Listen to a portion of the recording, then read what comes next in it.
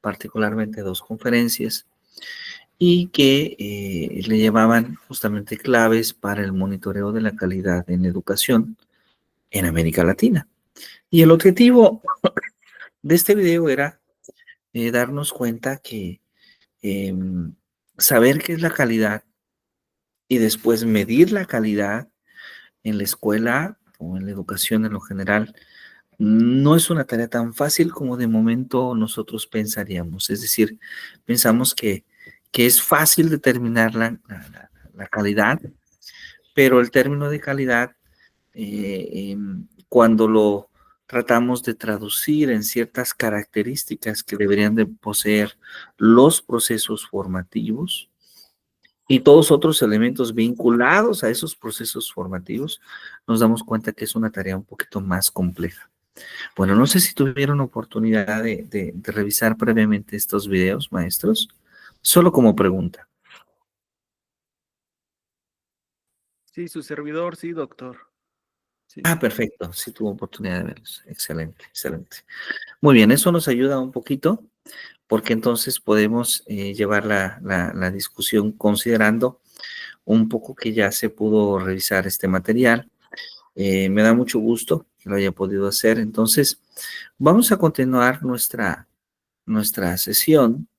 Y comentábamos desde la sesión pasada, voy a permitirme compartir para todos ustedes. Voy a apagar un poquito mi cámara y voy a compartir por allá.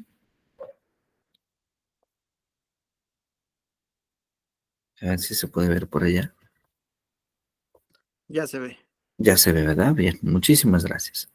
Entonces, bueno, comentábamos en la sesión de arranque justamente que la UNESCO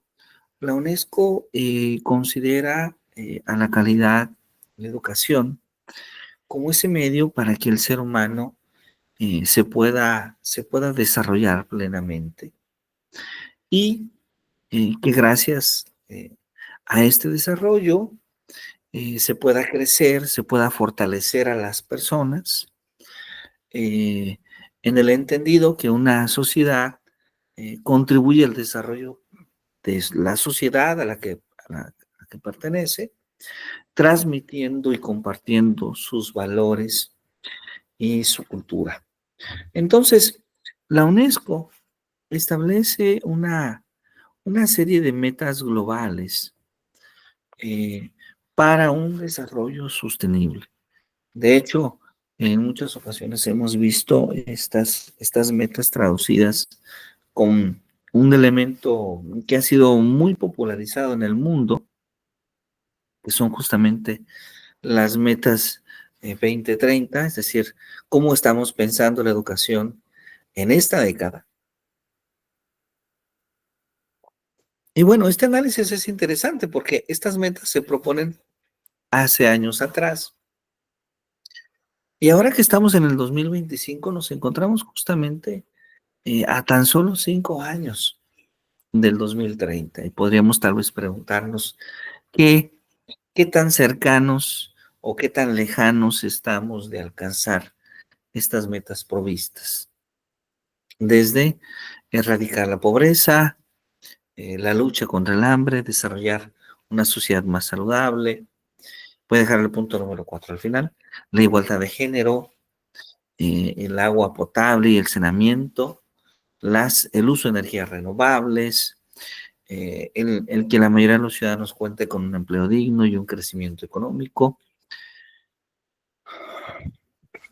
la innovación y, desde luego, el uso de los nuevos descubrimientos en la ciencia para el desarrollo de infraestructuras más amigables con el medio, la reducción de la desigualdad, el poder contar con ciudades, con comunidades sostenibles, el hacer un consumo responsable desde cada ciudadano, luchar contra el cambio climático, el cuidado y conservación de la flora y de la fauna acuática, de la flora y de la fauna terrestre, y el contribuir desde luego a la paz y la justicia.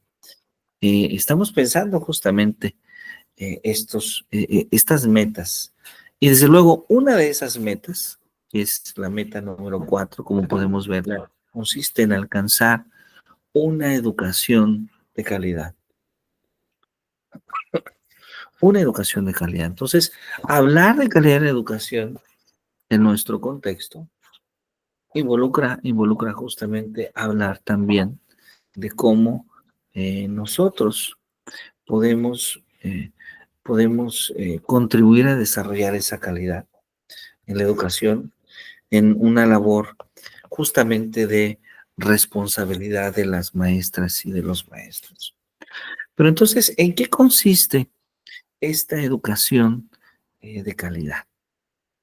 Pues bueno, lo primero que habrá que decir que esta educación de calidad, sin lugar a dudas, incluye, incluye la idea de que la educación se convierta en un medio efectivo para poder combatir la pobreza, ¿sí? Es decir, se liga naturalmente esta noción de educación con desarrollo, de que la idea de progreso o de desarrollo es posible a través de la educación. Pero también de que la educación empodera a las personas, ¿sí?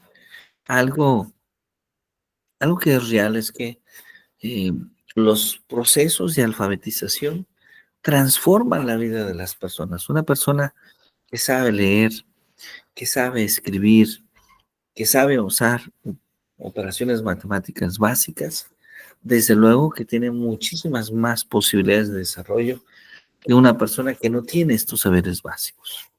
Entonces, la educación se convierte en una herramienta muy poderosa que le da poder a los individuos, pero también que prepara a las personas para el cambio, ¿sí? Que está preparando a las personas para el cambio, ¿sí? Que contribuye al desarrollo democrático y que promueve sociedades pacíficas.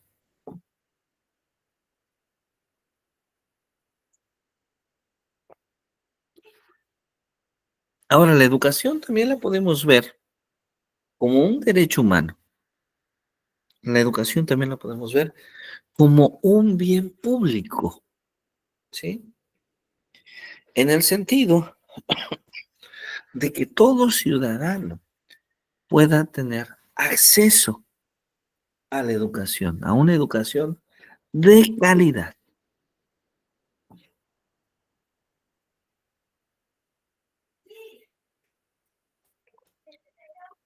Y claro, podemos ligar eh, a la educación como un medio fundamental para poder alcanzar un desarrollo sustentable. Entonces, si lo que buscamos es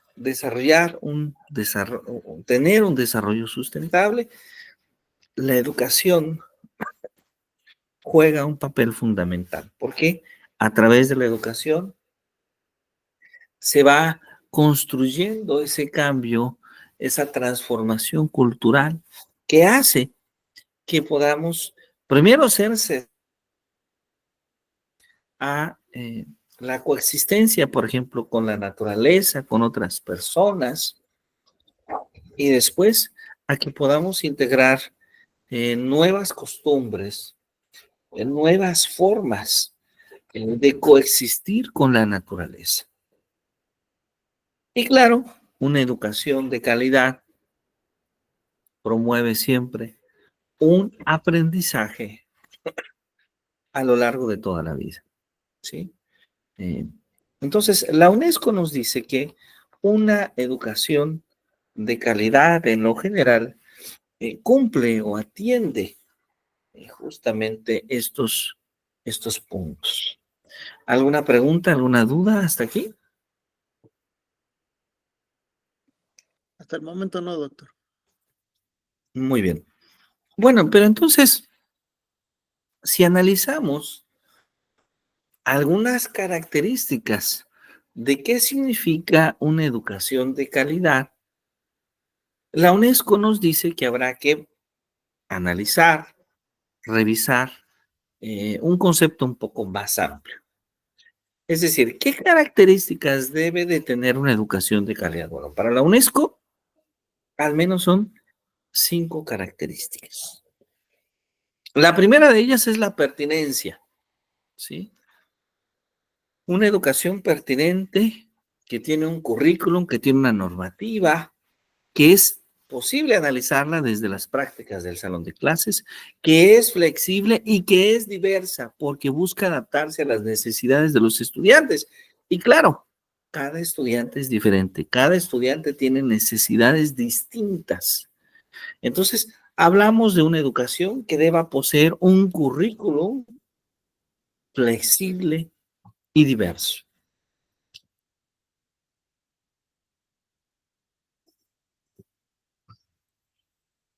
Y bueno, una segunda característica es una educación que es relevante, una educación que de inicio es un derecho fundamental que se basa en la infancia, en el uso de los sentidos básicos y que cumple con esos 4 pilares, con esas 4 metas de la educación. El aprender a conocer, el aprender a hacer con H y C, el aprender a ser con S y desde luego también el aprender a convivir.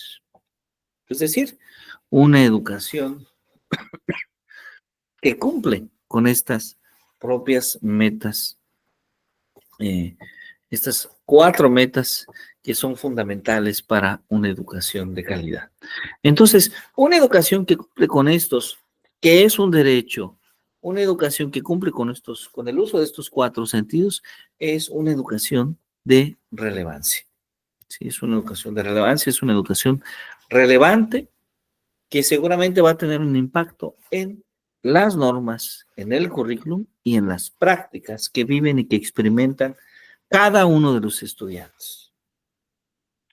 Pero también se busca desarrollar una educación eficiente, perdón, una educación con eficacia, una educación que tenga claridad de cuáles son sus objetivos, de cuál es el proceso que se tiene que seguir para alcanzar esos objetivos y de cómo debe de organizar sus unidades de aprendizaje, sus aprendizajes esperados, sus logros educativos, cómo debe de organizar su gestión para poder pasar de su realidad hasta el logro de los objetivos propuestos.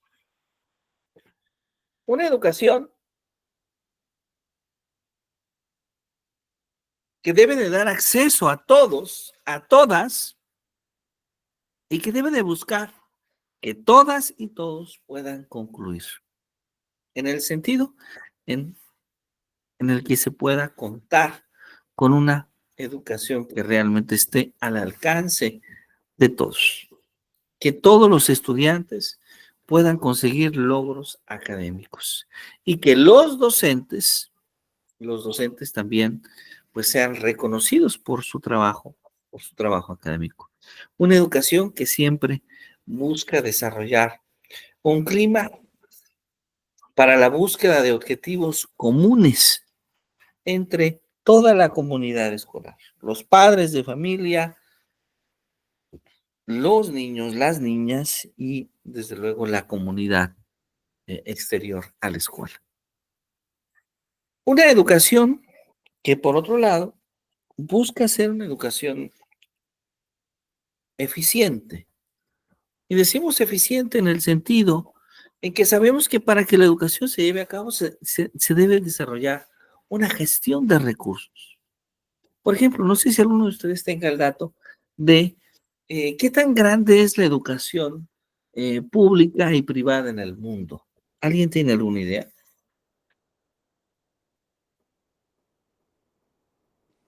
Ninguna, doctor. No, ¿verdad? No. Bueno, Sí, sí,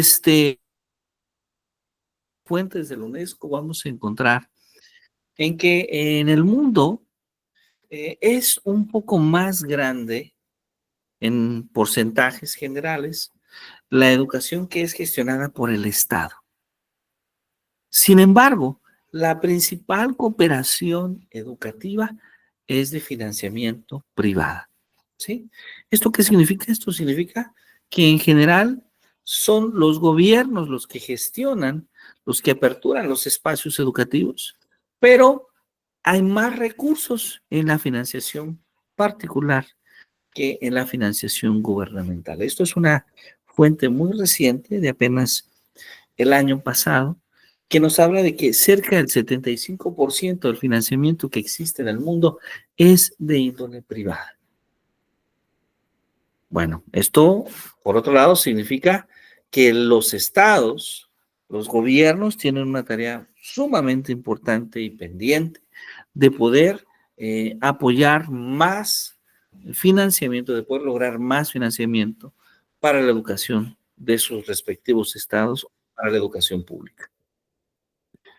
Bien, un momento, por favor. Parece ser que alguien nos espera por acá. Ah, justamente la maestra Nancy. Bienvenida, maestra Nancy. Gusto que nos acompañe.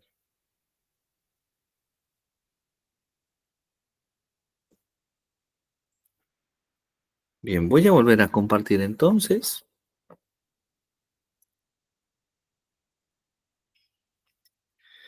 Y por otro lado tenemos una educación con equidad, ¿sí? Una educación que realmente haga justicia social a los ciudadanos. Una educación inclusiva, ¿sí? Una educación que dé acceso a todos los ciudadanos eh, del Estado, ¿sí? Que permita justamente contribuir a que todos los ciudadanos tengan acceso a los diferentes niveles de educación, ¿sí? Y desde luego, aquí se involucra siempre una participación importante de los grupos de minorías que no siempre han tenido la oportunidad de ir a la escuela y de las mujeres, que de repente este tema de las mujeres para muchas personas eh, pareciera que es repetitivo en el sentido en que constantemente hablamos de la importancia de la participación de la mujer en la escuela, de la importancia de la educación de la mujer. Y bueno, para muchas mujeres jóvenes como la maestra Xochitl o como la maestra Nancy dirían, bueno, pero es que yo he nacido en una sociedad donde parece que las mujeres pueden educarse, donde parece ser que inclusive las mujeres pueden estar estudiando el doctorado. Pero si vamos tan solo un poco atrás, si tan solo vamos a poco más de un siglo atrás, vamos a encontrarnos que la mujer no tenía acceso a la educación superior. Era muy difícil tener acceso a la educación superior y mucho menos a la educación de posgrado. Entonces, esto nos habla de que este es el tiempo de las mujeres, en el sentido en que es el momento en el que las mujeres han tenido mayor acceso a la educación, pero es muy importante que este acceso siempre siga presente, porque a lo largo de la historia la mujer ha sido discriminada, ha sido separada de los espacios de poder, de los espacios de discusión, de los espacios de formación educativa. Entonces, bueno, es importante mencionar que uno de los atributos que debe tener siempre una educación de calidad, un atributo sumamente importante, es la equidad, ¿sí? Esta equidad que no significa exactamente darle a todos lo mismo, sino más bien darle a cada persona lo que la persona necesita. Entonces, para la UNESCO, estas son las características que debe de poseer una educación de calidad. Pero entonces, ¿qué es la calidad? ¿Sí? Y ahí empieza la discusión. Asumiendo un poco la idea que como formadores tenemos ya una noción seguramente intuitiva, pero muy precisa, de qué es la educación. Bueno, pero ¿qué es la calidad? Pues la calidad de inicio es un conjunto de cualidades que nosotros podemos asociar a una persona o inclusive a una cosa, porque podemos hablar de calidad en un sentido muy amplio, podemos hablar de la calidad de un servicio, podemos hablar de la calidad de un producto, pero también podemos hablar de una educación de calidad. ¿Cuál es la característica? Pues la característica es que estas características de un producto, de un servicio, están ligadas a que sean satisfactorias para un cliente, para un consumidor de ese servicio o de ese producto. Entonces, cuando hablamos de educación de calidad, de alguna manera estamos pensando también desde la mirada que pueden tener nuestros estudiantes, desde la mirada que puede tener la sociedad misma en la cual está inmersa nuestro sistema educativo. Ahora, hay muchas razones por las cuales tendríamos que hablar de la calidad. Algunas razones devienen directamente de aspectos externos, como por ejemplo la idea de la globalización, de la competitividad, la idea de también tener estudiantes exigentes, estudiantes que piden más allá de los escenarios ordinarios. Pero también hay razones internas. Por ejemplo, el costo que tiene una mala calidad es muy amplio, ¿sí? La implicación que representa tener una mala calidad con la liga a la persona, la conexión con la persona. Y finalmente también las nuevas tecnologías que están transformando gran parte del escenario educativo y que es una temática sumamente interesante. Pero entonces, cuando hablamos de calidad en un sentido más global, no solamente el educativo, sino en algo mucho más general, en un producto o un servicio que no necesariamente es educativo, podríamos decir que sí hay una relación entre ciertas ideas de la calidad que las personas tenemos. Por ejemplo, la calidad que nosotros llamamos programada. Cuando nosotros hacemos la planeación de una determinada actividad, esperamos que esa actividad pues se pueda llevar a cabo de acuerdo a la planeación que nosotros ya hemos elaborado, de acuerdo a esa calidad programada. Pero esto no siempre sucede, porque a veces el contexto, hay una serie de situaciones que influyen para, em, para que las condiciones de ese producto o de servicio se den tal cual habían sido pensadas. Y entonces ahí podemos observar finalmente la calidad realizada. ¿Sí? Esta calidad realizada. Dadas las condiciones, dados los contextos, así fue posible presentar ese producto o ese servicio. Y finalmente tenemos la calidad que desea el cliente, que tampoco necesariamente es la calidad programada o la calidad realizada. Ahí hablamos de cuáles son las expectativas que pueden tener nuestros estudiantes, nuestros docentes, nuestra comunidad académica con respecto al servicio o al producto que se está dando o llevando a cabo. ¿Sí? ¿Vamos bien hasta aquí?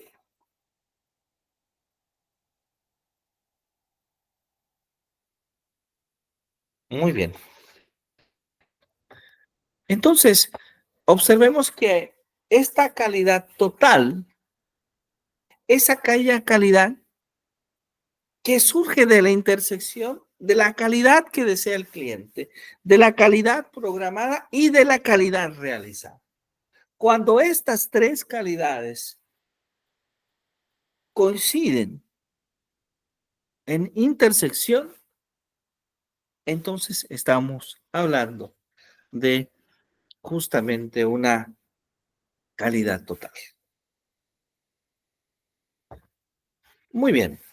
¿Cuáles son entonces algunos primeros identificadores de la calidad educativa. Bueno, uno de ellos es directamente el producto educativo como un identificador de la calidad. Segundo, la satisfacción de los estudiantes como indicador de la calidad. Tercero, la satisfacción del personal que trabaja en la institución como un indicador de calidad. Y cuarto, el efecto de impacto de la calidad alcanzada. Ese es justamente otro identificador de la calidad educativa. Entonces, hablar de la calidad significa considerar estas características. Ahora, en términos muy intuitivos, ¿cómo se alcanza esa calidad? Pues una forma de hacerlo es logrando la satisfacción de los clientes, haciendo un poco lo que los estudiantes esperan, cumpliendo esas metas que los estudiantes se han trazado en nuestro curso. Es posible solamente si consideramos siempre el apoyo, el impulso de la dirección, pero también la participación y la cooperación de los demás. Podríamos decirlo que también mejorando, innovando de forma continua y con la formación permanente. La formación es un elemento indispensable para poder alcanzar la calidad. Y en el caso de la educación, esto nos resulta completamente natural, porque gran parte de la labor de las maestras y de los maestros es formarse.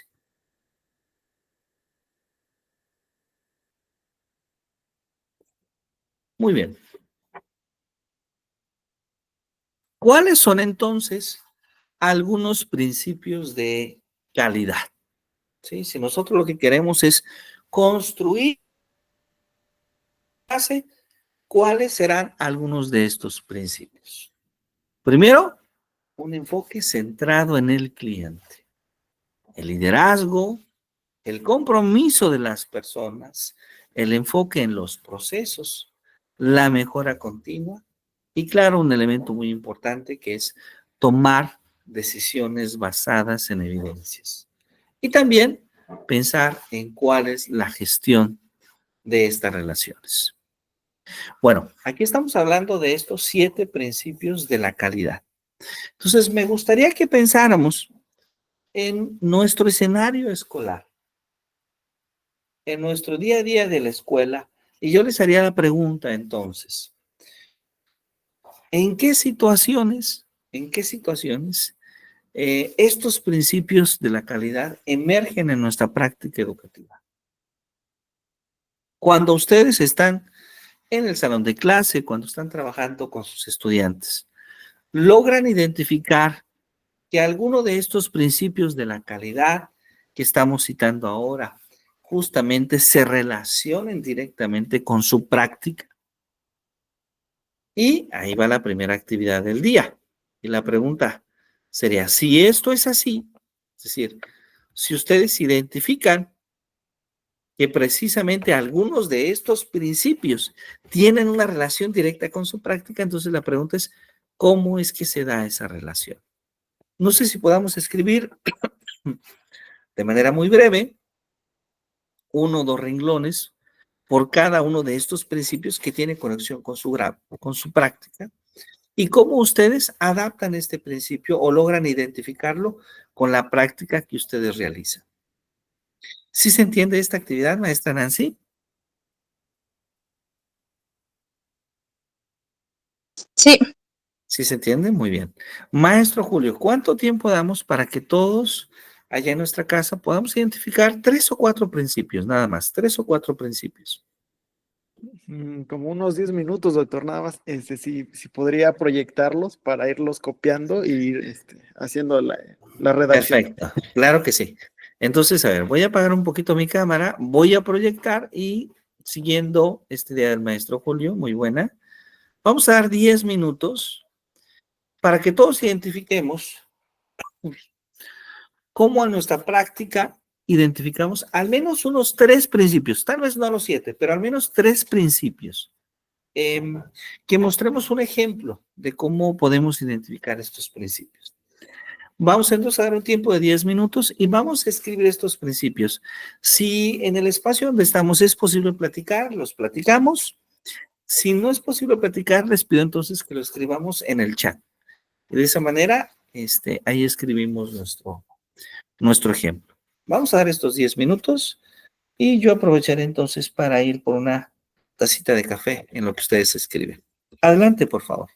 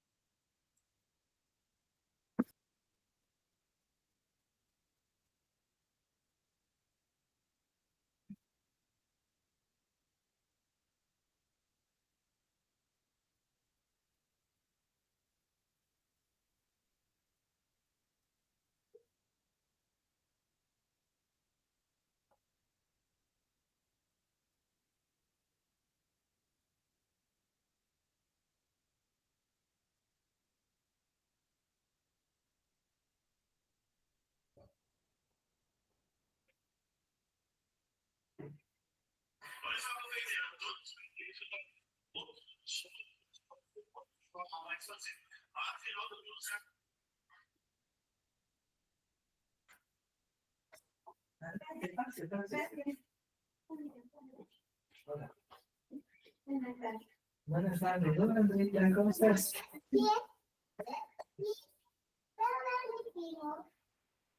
Sí, no sé si ya habrás despertado, hace un rato estaban aquí, como dormidas. Pero ven, ven, Andrea.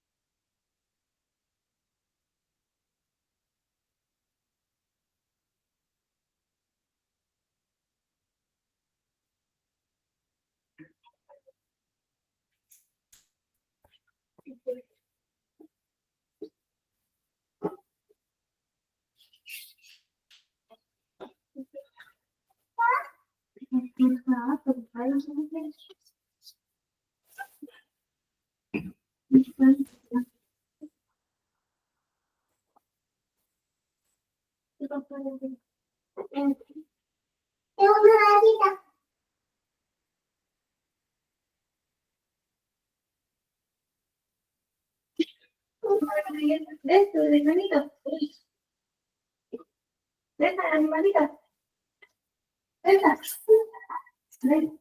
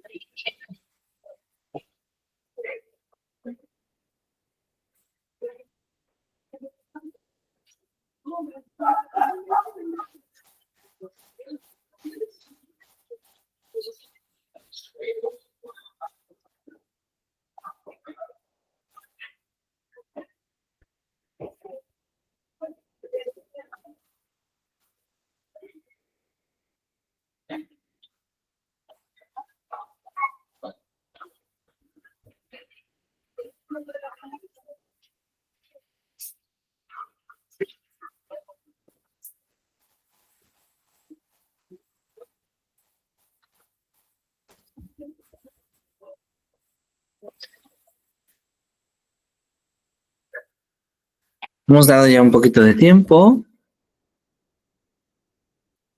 Se va a dejar de compartir un momento. ¿Y cómo vamos? Pues su servidor ya está listo, doctor. Muy bien, ¿ya está, maestro Julio? Ajá. Listo, listo. Listo, listo. Muy bien. No sé si a usted le gustaría compartirnos. Adelante, por favor, si es tan amable. Claro que sí. Yo anoté 3. Número 1, compromiso con las personas. Y aquí, pues, lo hago con el compromiso es con los alumnos, no solamente a la hora de dar clases o de preparar la clase, sino que pasa algo muy curioso en el aula. Siempre están los alumnos que aprueban y los alumnos que no aprueban. Y muchas veces nosotros como docentes, pues damos por hecho que los alumnos que no aprendan es por una situación, no aprendieron, no vinieron, no cumplieron con sus trabajos, etcétera, pero no damos a veces ese más como docentes, no nos ponemos a pensar qué hacer con los alumnos que no están aprendiendo. Entonces, yo creo que ese es un factor muy importante y es uno de los más difíciles de alcanzar desde mi punto de vista.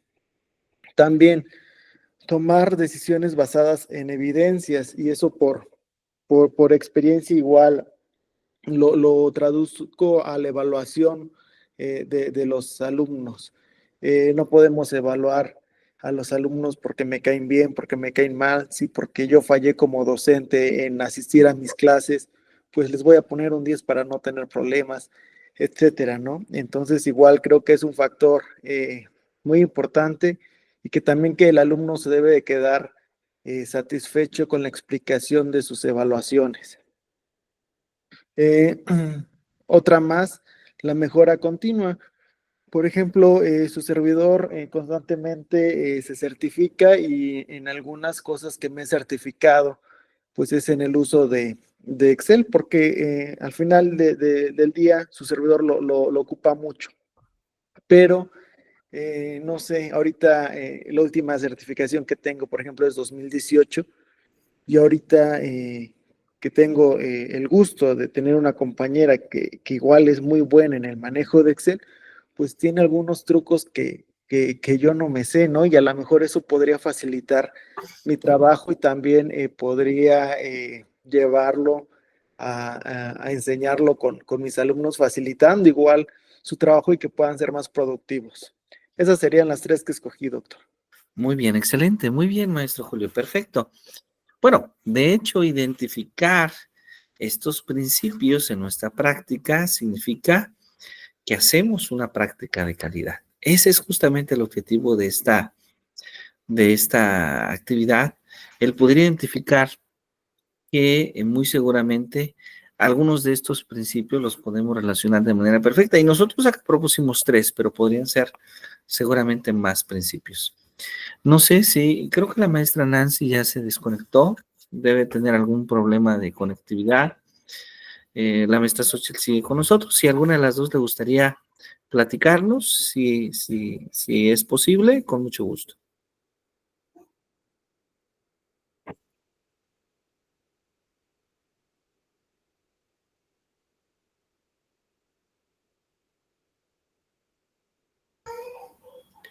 Bueno, si no, vamos a continuar nuestra presentación.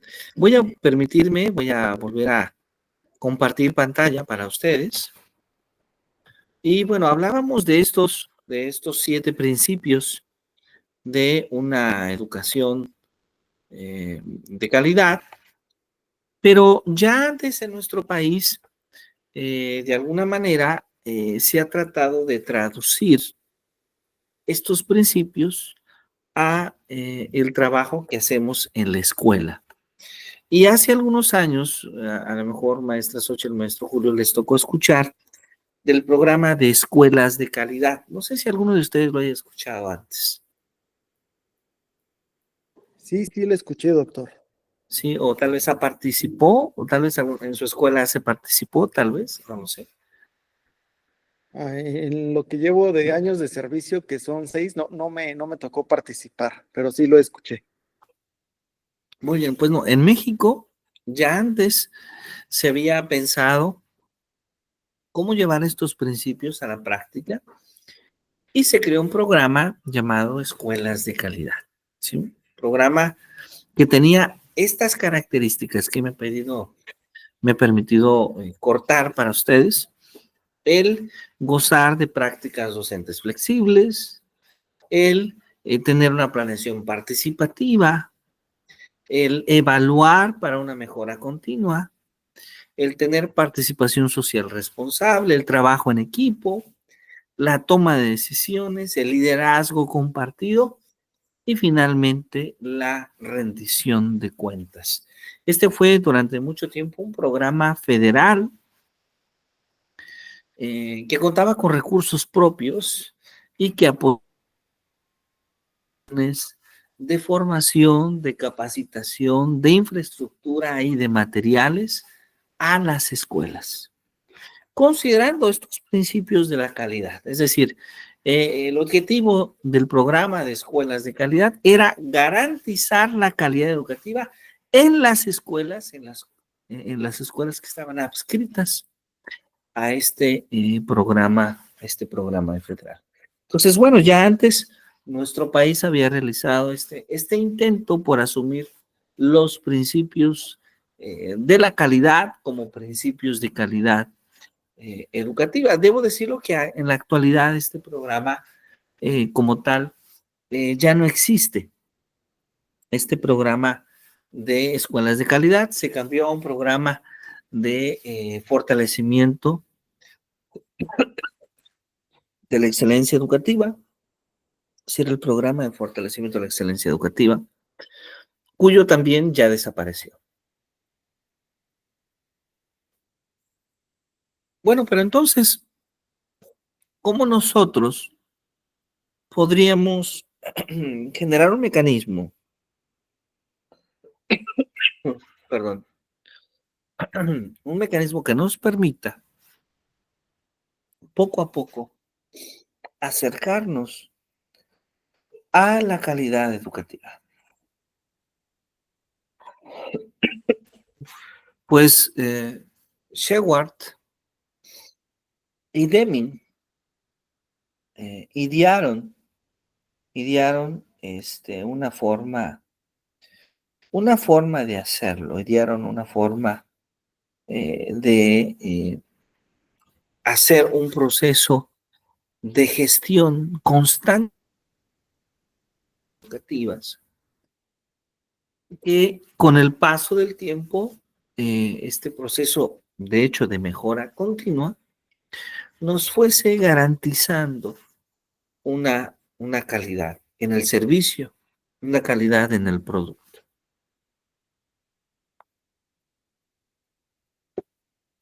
Y a este método muy simple, le llamamos el ciclo PDCA: planificar, desarrollar, comprobar y actuar. ¿Sí? Estos son, de hecho, las 4 etapas de las que se compone el ciclo. Y que consiste primero en planificar lo que se va a realizar, en identificar los grupos de interés, en analizar las necesidades, las expectativas, en definir características para satisfacer esas necesidades o esas expectativas y crear un proceso de diseño adecuado. Es decir, planificamos, desarrollamos, comprobamos y actuamos. Y este círculo, desde luego, lo hacemos de manera repetitiva, ¿sí? Lo hacemos de manera repetitiva porque en cada uno de esos ciclos tenemos la posibilidad de ir alcanzando poco a poco un mayor nivel de calidad. Entonces, primero planificamos, después justamente desarrollamos lo planificado, después actuamos para modificar o asegurar los resultados con una mayor calidad de la acción. Ahí tenemos justamente los 4 momentos que exploramos y que, claro, podemos ver que esto solamente es posible si hay un proceso de evaluación de la calidad, ¿sí? Si hay un proceso donde examinamos qué partes del ciclo o qué características afectan de manera importante el desarrollo de este ciclo. Le llamamos justamente el círculo de Deming. Y claro, cuando nosotros queremos alcanzar la calidad total en un determinado servicio, particularmente en un servicio educativo, pues también necesitamos ir poco a poco pasando de un simple control de calidad a la calidad total, que representa la excelencia organizacional. Y que empieza siempre en un proceso de evaluación, de inspección, de descripción de la situación, para pasar a otras etapas importantes, como el control de la calidad, el aseguramiento de la calidad, la gestión de la calidad y finalmente la calidad total. Entonces veamos cómo cada una de estas fases se centra en un aspecto diferente. Por ejemplo, en la inspección generalmente ponemos mucho más énfasis en el producto, mientras que en el control es en el proceso. En el aseguramiento de la calidad es el sistema, en la gestión de la calidad es la gestión y en la calidad más énfasis en la excelencia. Para esto, para llevar a cabo este proceso de control de calidad hasta la excelencia organizacional, es muy común que las instituciones educativas buscan otras instituciones independientes para llevar a cabo procesos de certificación. Esto, como por ejemplo, pueden ser las normas ISO 9000, 2000, ¿sí? Pero entonces, ¿qué es un sistema de calidad? ¿Cómo este tipo de sistemas nos pueden garantizar un servicio de calidad total o una educación de calidad total? ¿En qué consiste la idea de sistema? Pues un sistema es ese conjunto de estructuras de organización, de responsabilidades, de procedimientos, de procesos, de recursos para llevar a cabo un proceso de gestión de la calidad. Esto no siempre es posible en las instituciones educativas, ¿sí? No siempre es posible. Debería de serlo, pero no siempre todos los miembros de una organización están genuinamente interesados en ofrecer un servicio de calidad. Y ahí el cuerpo directivo y el demás personal de su institución se enfrenta a la problemática de que no todos estén plenamente interesados en alcanzar o participar en un programa de calidad total. Bueno, un sistema de calidad lo que busca es definir, lo que busca es ejecutar un método de trabajo que asegure que ese producto, que ese servicio cumpla establecidas para satisfacer las necesidades de los estudiantes. Y aquí dejamos muy en claro, para satisfacer esas necesidades hay un proceso de subjetividad que es necesario eliminar, porque en muchas ocasiones esto se puede interpretar de una manera equivocada, ¿sí? Es decir, yo debo de satisfacer las necesidades de mi estudiante y mi estudiante les gustan los cursos donde no hay tarea, donde no hay trabajo, donde no hay evaluación, donde no existe inclusive ningún nivel de exigencia. Bueno, no es a eso a lo que nos referimos. Nos referimos en crear una conciencia de calidad en el estudiante, en crear expectativas cada vez más altas en el estudiante. Y claro, ser consistente en cuáles de esas expectativas nosotros, nuestra institución, nuestra comunidad educativa, realmente puede alcanzar. ¿Sí?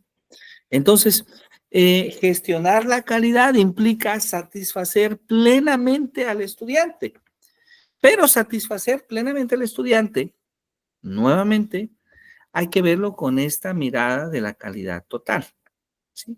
¿Cuál es esta mirada? Es la mirada que nos cita que justamente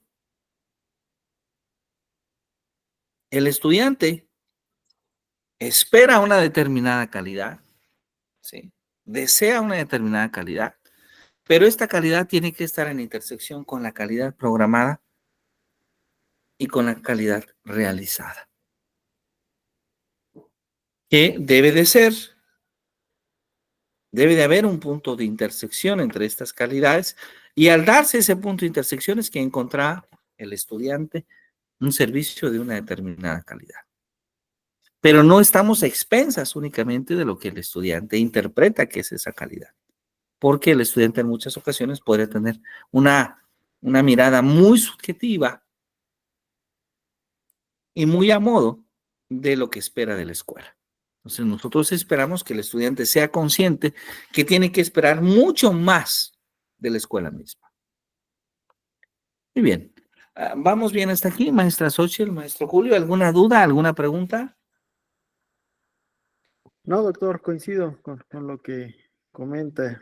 Cuando el alumno es crítico, igual hasta el maestro pone nervioso en algunas ocasiones, ¿no? Pregunta o cuestionan cosas que enseñamos, que a lo mejor sí, ahí nos damos cuenta que requerimos un mayor estudio de los Así temas. exactamente, ese mayor nivel de criticidad por parte del estudiante. Claro, estando conscientes en cuál es el contexto, ¿sí? Cuando nosotros ingresamos a un programa de formación, tenemos expectativas distintas, ¿sí?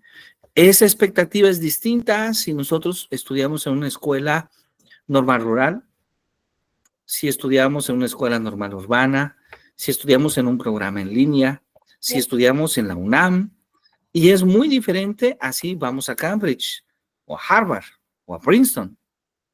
Son expectativas diferentes, son calidades diferentes que están basadas en determinados contextos. Entonces, claro, para cada una de ellas hay un concepto de calidad y para cada una de ellas hay expectativas específicas. Bueno, gran parte de la labor consiste en alcanzar esas expectativas y a motivar a que el estudiante siempre posea más expectativas. Bueno, vamos entonces a compartir de nuevo.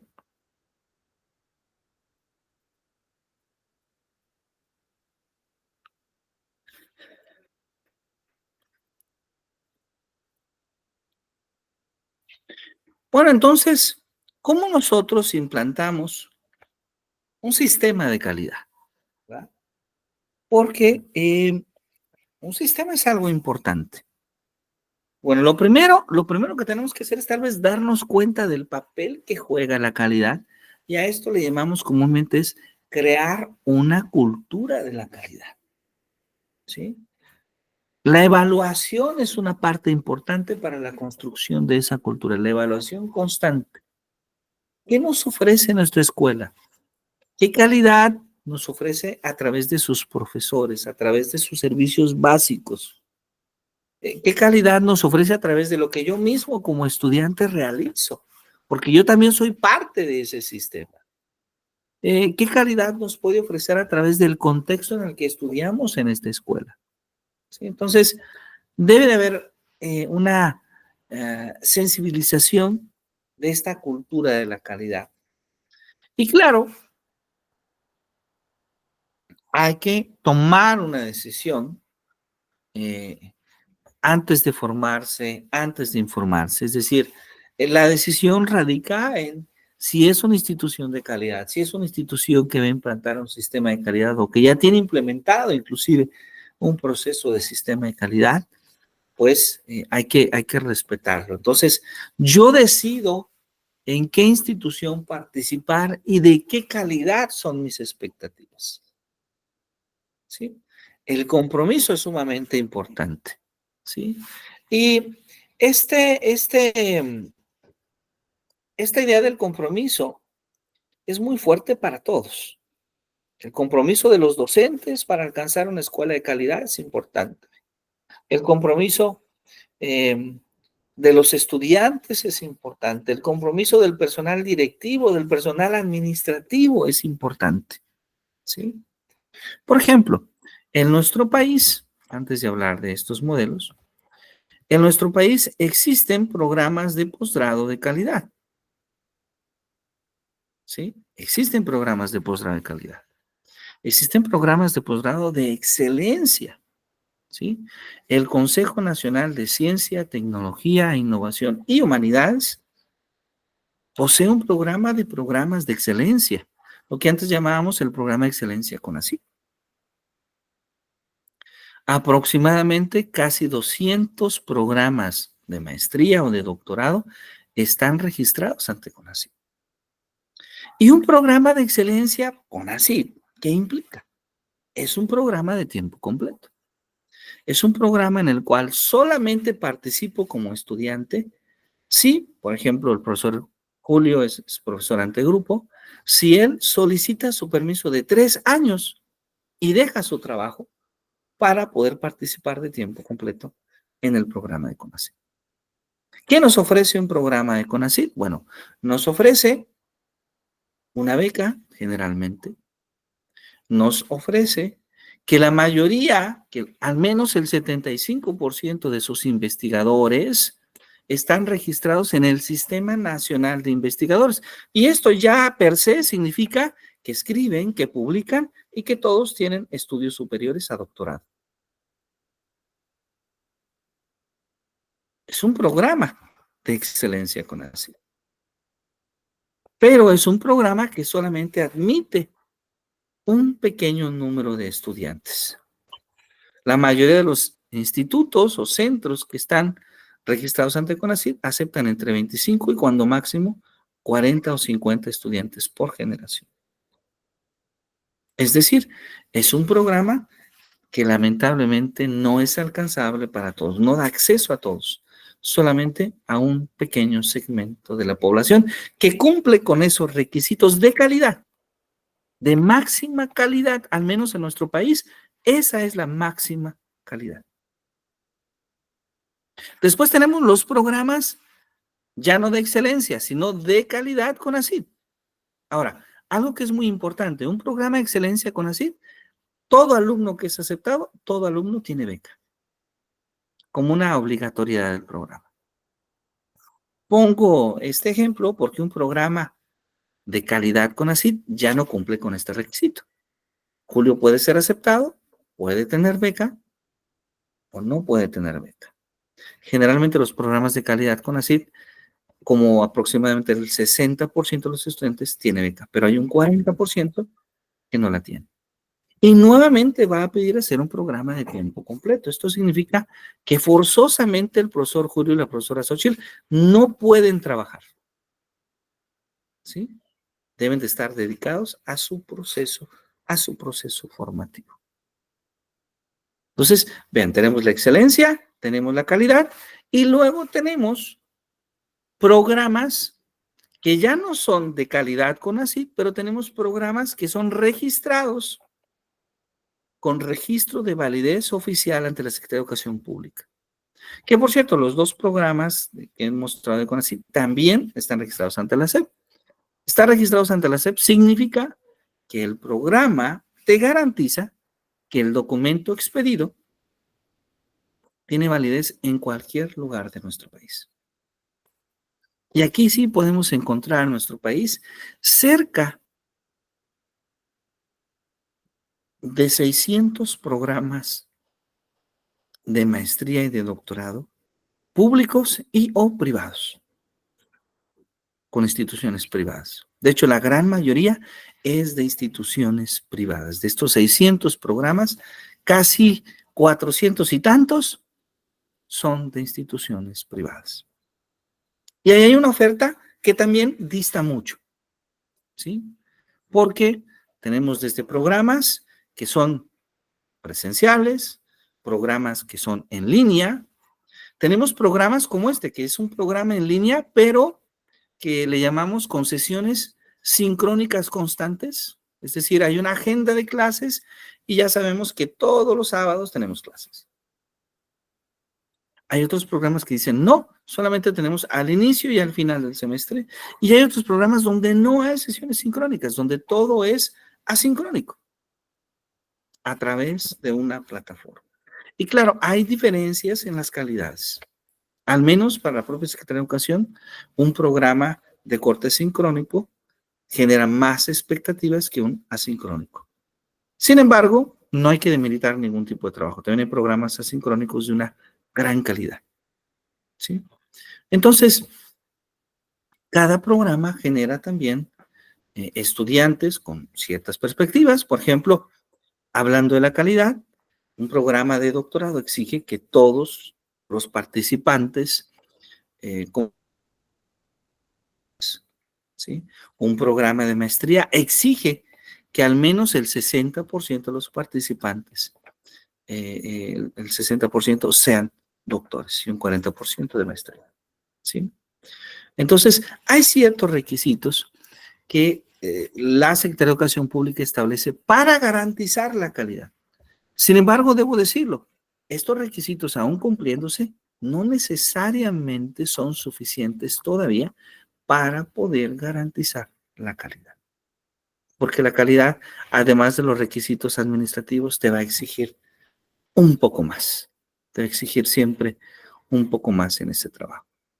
Bueno, vamos a ver qué es necesario para alcanzar entonces esa calidad, independientemente o considerando que ya se cumplen los requisitos administrativos de la SEP, ¿sí?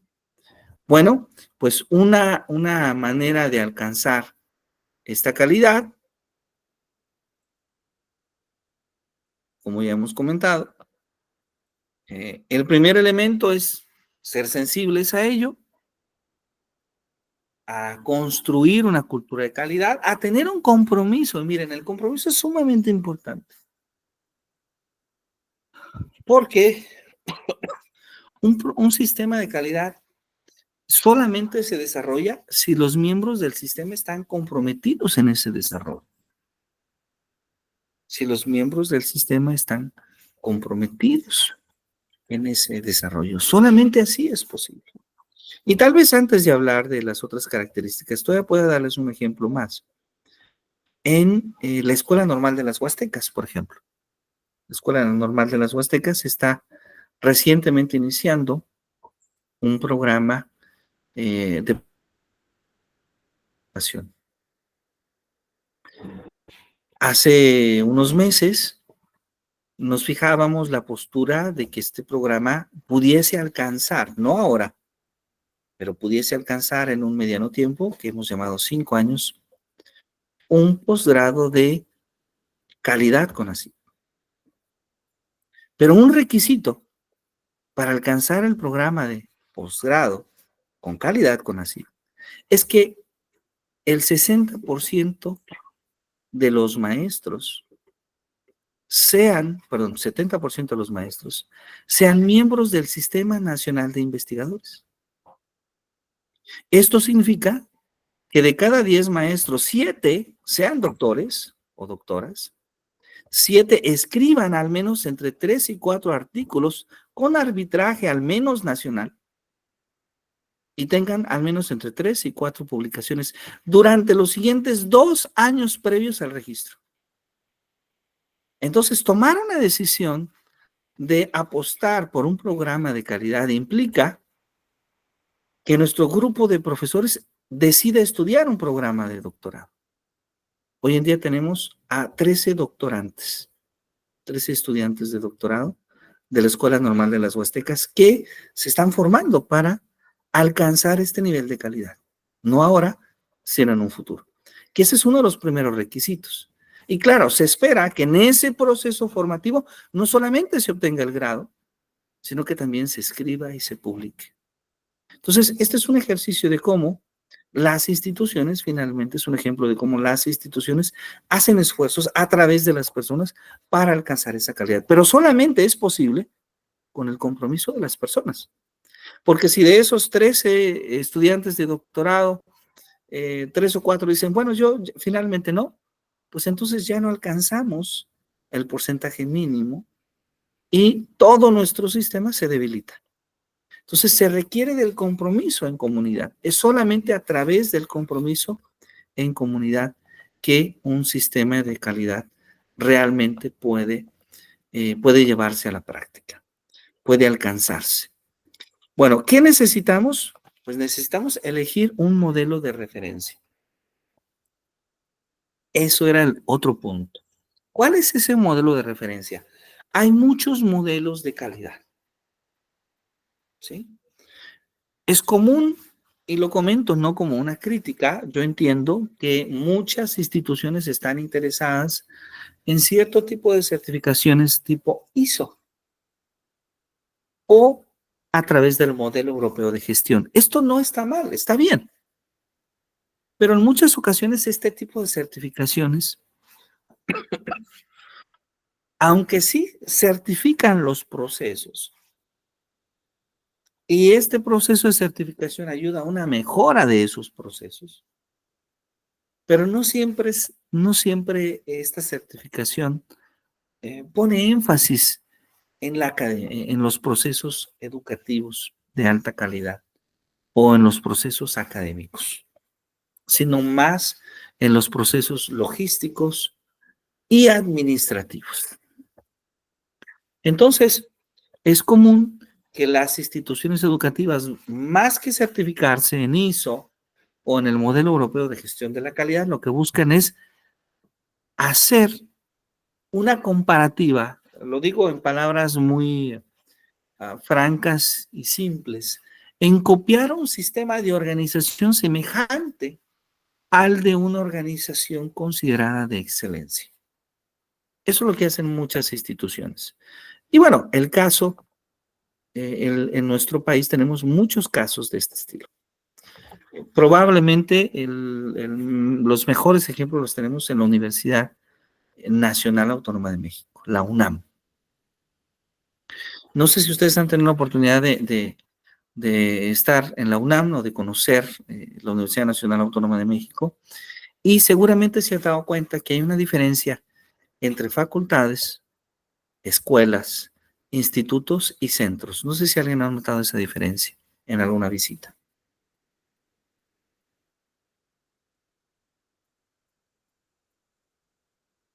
Sí he estado, doctor, pero no he notado la diferencia. Bueno, he visto que pues hay diferentes módulos en la Ciudad de México, pero no he notado cómo están distribuidos.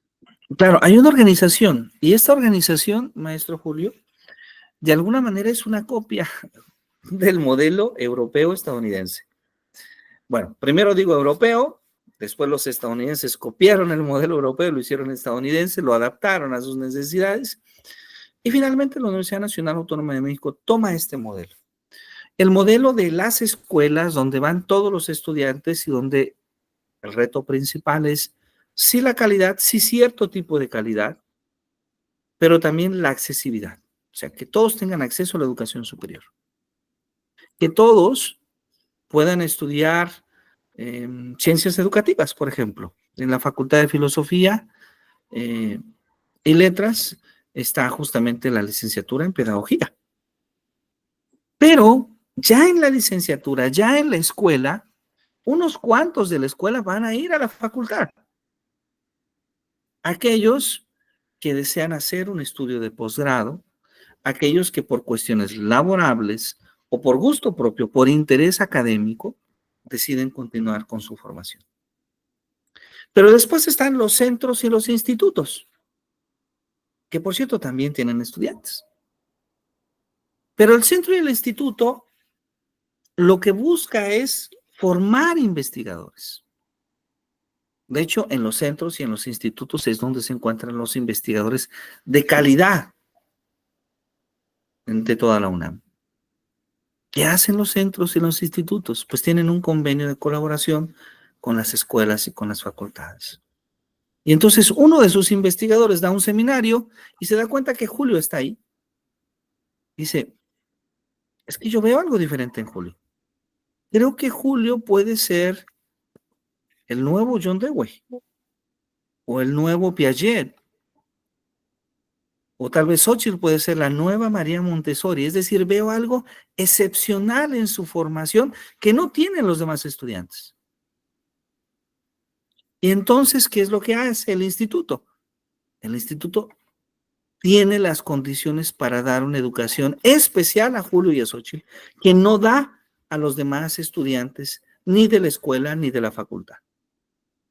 Julio y Xochitl van a tener una beca, van a irse a un centro de investigación, a un instituto donde van a poder dedicarse en plena atención a su formación con los mejores investigadores del país. Y la expectativa es distinta. Yo no espero que un estudiante de la escuela transforme la pedagogía, pero sí espero que Julio o Xochitl lo haga. Y entonces son estándares de calidad distintos. Esto es lo que hace Harvard, esto es lo que hace Oxford, esto es lo que hace Princeton. ¿Sí? Ese es el modelo de calidad. Ustedes van a Princeton, van a Harvard, donde dicen muchos políticos mexicanos que se gradúan, y sí, ahí se gradúan. Pero hay que diferenciar la escuela de Harvard del instituto de Harvard. En la escuela de Harvard, los políticos mexicanos pagan miles de pesos del erario público para estudiar. En el instituto de Harvard están los posibles políticos brillantes, que por cierto reciben una beca para estudiar. No importa de qué parte del mundo sean, pero si tienen ese nivel de inteligencia, recibirán una beca. Y entonces unos pagan, y mucho, por el prestigio, y otros reciben becas. ¿Quiénes reciben becas? Los que realmente esperan que puedan transformar la política. Los que van a ser asesores de Estado en Estados Unidos o en Europa. Quienes pagan mucho, en este caso, perdón por el ejemplo de los políticos mexicanos, pues quienes sí se forman, sí aprenden, desde luego, sigue siendo una escuela de calidad, pero seguramente no van a escribir la obra de Jürgen Habermas. ¿Sí? Simplemente van a hacer política local o nacional en su país. Entonces, este modelo de calidad sí hace una gran diferencia. Como pueden darse cuenta, es un modelo elitista. Sí, que es una crítica al modelo universitario que actualmente el gobierno, bueno, no solamente este gobierno, desde el gobierno pasado ha tenido en contra de la UNAM, porque crea este esquema. Pero claro, este esquema se utiliza porque se necesita personas que resuelvan los problemas y que tengan esas capacidades para resolverlos, que son las personas que generalmente se forman en estos espacios. Entonces, un modelo de calidad implica, como ya hemos comentado a lo largo de esta sesión, primero, ser sensibles a la importancia de construir una cultura de la calidad, a tomar esa decisión y ese compromiso de formarse a través de un modelo, pero también se pueden tomar modelos de referencia. Hemos hecho una pequeña conversación sobre los modelos como ISO 9000, 2000, los modelos europeos de gestión de calidad total y este otro esquema que consiste en adecuar a mi institución a un modelo de calidad que yo considere como un modelo de excelencia. Y claro, esto solamente es posible si hay una actuación, si se crea el sistema, si se sigue el método, si hay objetivos claros, si hay planificación, si hay organización, si hay un calendario de actividades, de tiempos en esta planificación y si desde luego se cuenta de manera importante con la participación de las personas y de los medios. Y claro, hay desde luego un esquema de control y un esquema de mejora continua. ¿Sí? Hay un proceso de mejora continua. Entonces, estos son los mecanismos que necesitamos para implantar un sistema de calidad. Vamos a hablar un poquito en la siguiente sesión, un poco sobre estos dos modelos, tanto el modelo ISO como el modelo. Vamos a tratar de compaginar las características principales de cada uno de estos dos comparada con el modelo o la interpretación que hace de la calidad la UNESCO, que es, digamos, de manera global el medio más importante que nos hace reflexionar sobre la calidad en las instituciones educativas. Bueno, ¿alguna pregunta, alguna duda antes del cierre de esta sesión? Yo agradezco mucho que nos hayan acompañado y bueno, les invito a que nos acompañen el próximo sábado. Vamos a estar hablando de estos dos enfoques de calidad, tanto el modelo europeo como el modelo ISO 9000, y después vamos a hablar sobre el modelo de gestión escolar con esta mirada justamente de la UNESCO. ¿Alguna pregunta, alguna duda? De mi parte no, doctor. Bueno, pues yo agradezco muchísimo sus atenciones. Muchas gracias, maestra Xochitl, maestro Julio. Deseo que tengan un muy bonito fin de semana y bueno, nos vemos con mucho gusto en la próxima semana. Que la pasen muy bien. Gracias, doctor. Bonito fin. Gracias. Hasta luego. Bonito fin de semana. Buen fin, hasta luego. Hasta luego. Bye, bye.